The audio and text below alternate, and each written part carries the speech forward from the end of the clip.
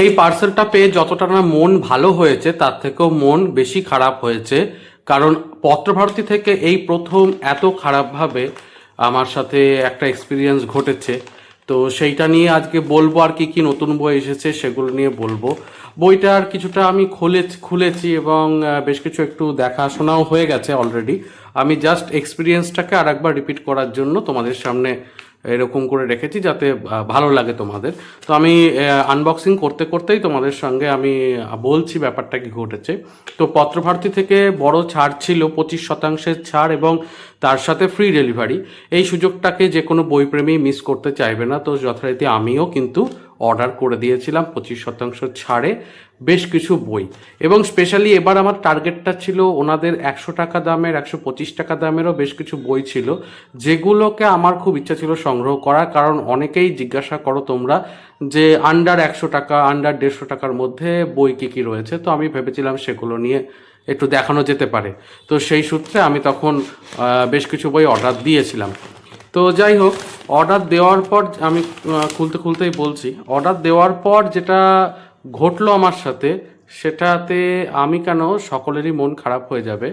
বিষয়টা হচ্ছে যে অর্ডার দেওয়ার পরে ওনাদের তরফ থেকে প্রথমে ফোন আসে যে, এবং বলা হয় যে ওনাদের দুটো অর্ডার পাওয়া যাচ্ছে না, মানে দুটো অর্ডার ক্যান্সেল হয়ে গেছে, দিয়ে দুটোর জন্য রিফান্ড করে দেওয়ার কথা বলা হয়।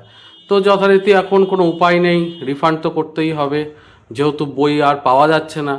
তো এই দুটো বইয়ের রিফান্ড কিন্তু আমাকে ওনারা দিয়ে দিয়েছিলেন। এবার প্রথমেই মনটা খারাপ হয়ে গেলো, দুটো বই বাদ চলে গেল আমার অর্ডার থেকে।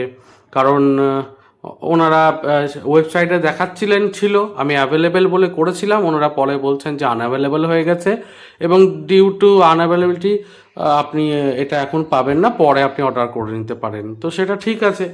এরপরে সেকেন্ড যে বিষয়টা ঘটলো, যে একটা ট্র্যাকিং আইডি চলে এলো আমাদের ইমেলে, এবং ইমেলে ট্র্যাকিং আইডি আসার পরে আমি যখন ইমেলটাকে চেক করলাম এবং ট্র্যাকিং আইডিটা দেখলাম, তখন দেখলাম যে বইটা ট্র্যাকিং আইডিতে দেখাচ্ছে যে আমাদের অ্যাড্রেসে চলে এসেছে এবং গতকালকেই ডেলিভার্ড হয়ে গেছে। আমার কাছে ব্যাপারটা অবাক লাগলো, আমার বাড়িতে কেউ রিসিভ করেননি এবং ডেলিভার্ড কী করে দেখালো অলরেডি। তখন আমি সেই পোস্ট অফিসে যাই এবং সরাসরি খোঁজ করি যে কি কি মানে ঘটেছে। তো ওনারা বললেন যে ওই বড় বাজারের এন্ড থেকেই, পত্রভারতীর এন্ড থেকেই কিছু একটা হয়তো প্রবলেম হয়েছে, না হলে হতে পারে যে ইন্ডিয়ান এক্সপ্রেস থেকেও, মানে ইন্ডিয়ান পোস্ট থেকেও কিছু প্রবলেম হতে পারে। তো যাই হোক, কমপ্লেন করব বা জিজ্ঞাসা করব এরকম ভাবছি, হঠাৎ থেকেই পত্রভারতী থেকে কল এলো। তারা বললেন যে আমাদেরই ভুল হয়ে গেছে, আপনার অর্ডার সহ আরও 28টা অর্ডার মতো এরকম ভুল মিসম্যাচ হয়ে গেছে, এবং যে কারণে আমরা সকলকেই ফোন করে জানাচ্ছি এবং ক্ষমাপ্রার্থী হচ্ছি। যিনি কাজ করছিলেন তিনি কোনোভাবে ভুল করে ফেলেছেন এবং সেটা একটা সমস্যা হয়েছে। তো সেখানেও মনটা খারাপ হয়ে গেলো। আমি বললাম এত যে হয়রানি হলো, এটা তো খুব খারাপ হয়ে গেল। প্লাস আমার দুটো বইয়ের রিফান্ডও হয়েছে, আমি সে দুটো বইও হাতে পাচ্ছি না। ওনারা তখন বললেন যে ঠিক আছে, অসুবিধা নেই, মানে আমরা তো ক্ষমা চেয়ে নিচ্ছি, চেষ্টা করব এইবার কোনো সমস্যা না হতে, এবং আমরা আগামীতে আরও বেশি লোকজন যাতে থাকে। এবং এত অর্ডার পড়েছে আমরা ভাবতে পারিনি, লজিস্টিকের উপর এত চাপ পড়েছিল যে সার্ভার নাকি ডাউন হয়ে গেছিলো ইত্যাদিতে অনেক কিছু বললেন। তো ঠিকই আছে, সমস্যা, মানুষের ভুল হতেই পারে। সেটাকে আমি স্পোর্টিংলি নিয়ে আমি বললাম ঠিক আছে আপনি পাঠিয়ে দিন। তো তারপরে ফাইনালি অর্ডারটা আসে এবং আমি 14 তারিখে অর্ডার দিয়েছিলাম, সেই অর্ডার 27 তারিখে আমি পেলাম। একদম প্রায় এক পক্ষকালীন অপেক্ষার পর পত্রভারতী থেকে, তাও সম্পূর্ণ অর্ডার পেলাম না, এবং তার উপর আবার এরকম দুবার অর্ডার আসার মতো কেস হয়ে গেল। যখন সবাই হাতে পেয়ে যাচ্ছে বই নিয়ে তাদের অভিব্যক্তি জানাচ্ছে, আমার তখনও পর্যন্ত পোস্টাল ডিসপ্যাচই হয়নি, এরকম একটা ব্যাপার। এটা পুরোপুরি পত্রভারতীর একটা কোথাও গিয়ে গাফিলতি, এবং সেটা তারা বলেছেন এবং বলেছেন যে হ্যাঁ এটা পরবর্তীতে আমরা অবশ্যই সংশোধন করব, আরও বেশি ম্যানেজমেন্ট দেবো। কিন্তু এটা আমার সহ আরও 27-28 জনের ঘটেছে, এটা ভাবতেও খারাপ লাগছে। আপনাদের যদি ভবিষ্যতে এরকম ঘটে তাহলে জানবেন, যেটা হতে পারে লজিস্টিকের ওখানে সমস্যা হচ্ছে সেই কারণে। তো সেইটাকে একটু মাথায় রাখবেন। তো মোটামুটি বই অনেক কটা অর্ডার দেওয়া সত্ত্বেও আনঅ্যাভেলেবিলিটির কারণে মাত্র দুটো বই আমার কাছে এসে পৌঁছেছে, এবং এই দুটো বইকে নিয়ে আপনাদের সামনে এই ভিডিওটা রাখছি।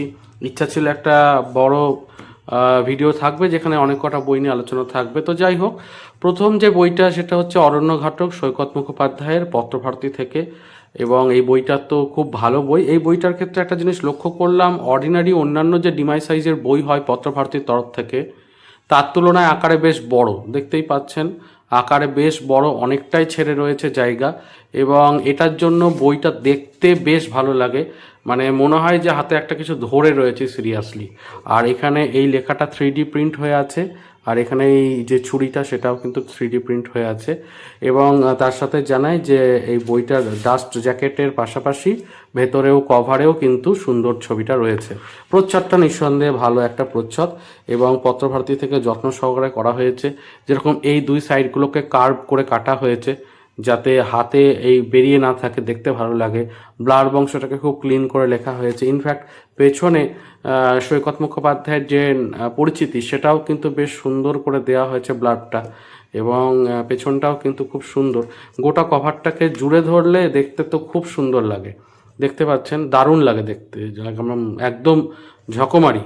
তো ভেতরের পৃষ্ঠার কোয়ালিটি কিন্তু বেশ ভালো লেগেছে। আমি বইগুলোকে আমি আগেই বলছিলাম দেখেছি একবার, আপনাদের সামনে আনবক্সিংটাকে জাস্ট একটু অভিব্যক্তিটা আনার জন্য জাস্ট করা।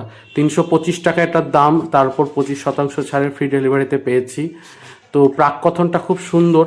দুটো গল্প রয়েছে, মৃত্যুর আলো এবং অরণ্যঘাতক, এবং এই মৃত্যুর আলো গল্পটা কিন্তু অ্যাকচুয়ালি মরণবিভা নাম।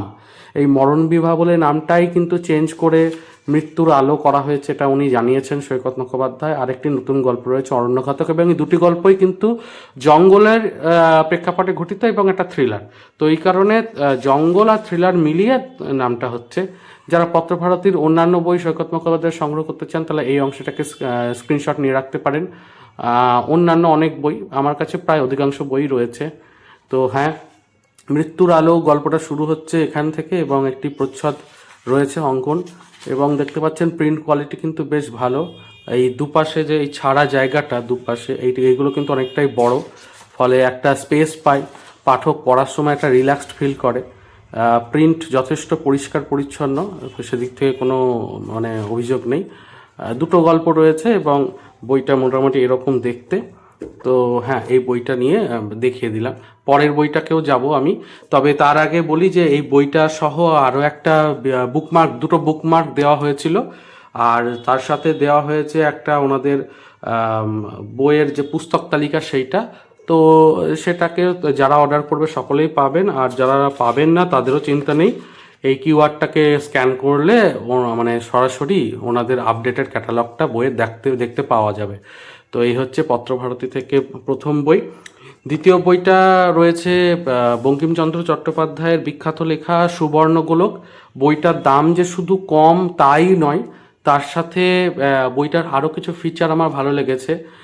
দেখতেই পাচ্ছ হার্ড কভারে রয়েছে বইটা, এবং বইটাতে একটাই গল্প রয়েছে সুবর্ণগোলক। আমি গল্পটা সত্যি কথা বলতে আসা মাত্রই পড়েও নিয়েছি। বইটার দাম মাত্র 80 টাকা, তার উপরে 25% ছাড় পেয়েছিলাম। তোমরা অল্প দামের মধ্যে বই চাইলে নিতে পারো এটাকে। এটা পৃষ্ঠার কোয়ালিটিও খুব সুন্দর, আর প্রত্যেক পেজে পেজে ইলাস্ট্রেশন করে দেওয়া আছে যাতে ছোট বড় সকলেই পড়তে পারেন। আমার এই বিষয়টাও খুব ভালো লেগেছে, যথেষ্ট ক্লিন পরিষ্কার একদম লেখা। আমার এটুকুতেও মানে অভিযোগ কিচ্ছু নেই। বইটার গল্পটা আমার পড়া হয়ে গেছে, আমি বলে দিচ্ছি গল্পটা কি আছে স্পয়লার না দিয়েই। আর গল্পটা রয়েছে চলিত ভাষাতে, সাধু ভাষায় নয়। মানে বঙ্কিমচন্দ্র চট্টোপাধ্যায় সাধু ভাষায় লিখেছিলেন, কিন্তু এখনকার সকলের সুবিধার্থে, পাঠকদের সুবিধার্থে এটাকে চলিত ভাষাতেই ওনারা করেছেন। তো ব্যাপারটা হচ্ছে যে কৈলাসে এই পার্বতী মা এবং দেবাদিদেব মহাদেব নিজেরা পাশা খেলছিলেন, এবং খেলতে খেলতে আর উপহার ছিল একটি স্বর্ণ গোলক, মানে সোনার গোলক। এই গোলকটা যে জিতবে সেই পাবে। তো যথারীতি দেবী মা পার্বতী জিতে যান পাশা খেলা, এবং গোলকটা তখন দেবাদিদেব মহাদেব ওনাকে দেন। কিন্তু দেবী পার্বতী এই গোলকটিকে একদম পৃথিবীতে ফেলে দেন হঠাৎ করেই। তা তিনি বলেন যে পৃথিবীর মানুষের তো দুঃখ দুর্দশার শেষ নেই, এই গোলক তারা হাতে পেলে, এই গোলক সোনার গোলক যেহেতু, এটা থেকে অনেক তারা সৌভাগ্য ফিরে আসবে, এরকম একটা। তো শিবজি তখন একটা মজার বিষয় করেছিলেন, এই গোলকে একটা টুইস্ট করে দেন কি, এই গোলক যার হাতে থাকবে সে বিপরীত পক্ষের মানুষ তাকে মনে করবে। মানে এই গল্পে আমরা দেখতে পাবো ইনি হচ্ছেন মুনিব আর ইনি হচ্ছেন চাকর। হাতে আসা মাত্রই ইনি নিজেকে মুনিব ভাবতে শুরু করবেন এবং ইনি নিজেকে চাকর। এটা অটোমেটিক হাতে আসা মাত্রই এই টুইস্টটা হয়ে যাবে, অর্থাৎ চরিত্রের একটা বদল ঘটে যাবে, এরকম একটা ব্যাপার। তো সেই ঘটনাটা ঘটবে এবং তারপর তিনি যখন শ্বশুর বাড়িতে যাচ্ছেন এবং তারপর দেখতেই পাচ্ছেন যে যে মুনিব সে মাথায় বয়ে মুটে বয়ে নিয়ে যাচ্ছে আর যে চাকর সে সামনে এসে কথা বলছে এবং একটা দারুণ মজাদার ঘটনা ঘটবে পরে এই কনফিউশন নিয়ে, তা নিয়ে একটা মজাদার জমজমাট গল্প। সুবর্ণ গোলক হার্ড কভারে এসেছে 80 টাকার মধ্যে। এরকম বই অনেক কটাই পত্রভারতী থেকে আছে, আমি কয়েকটা অর্ডার দিয়েছিলাম কিন্তু সেগুলো তো রিফান্ড হয়ে গেছে। ভবিষ্যতে দিতে চেষ্টা করব যাতে আপনাদের সামনে দেখাতে পারি এই সুন্দর সুন্দর কালোজয়ী সাহিত্যগুলো যেগুলো আজকের ভাষায় করা হয়েছে। তো এই দুটো বই আপাতত আনবক্সিংয়ে রাখলাম এবং আজকের পর্বে শুধুমাত্র এই বিষয়টুকুই নয়, যদি পত্রভারতী বা অন্যান্য সংস্থা থেকে এরকম সমস্যা হয় তাহলে কি কারণে হচ্ছে বা কি বিষয়টা হতে পারে সেটা সম্পর্কেও একটা আমি জানান দিলাম। ভিডিওটা কেমন লাগলো অবশ্যই জানাবেন, ভালো লাগলে লাইক শেয়ার সাবস্ক্রাইব করবেন। আর অরণ্যঘাতক বইটার রিভিউ আমি চেষ্টা করব খুব তাড়াতাড়ি দিয়ে দিতে। দুটো গল্প আছে, বেশি সময় লাগাবো না, একটা শর্টস ভিডিও করে দেবো, চেষ্টা করব। তো দেখা হচ্ছে এই পর্বে, পরের পর্বে। ভালো থাকুন, সুস্থ থাকুন আর বই পড়তে থাকুন। ধন্যবাদ।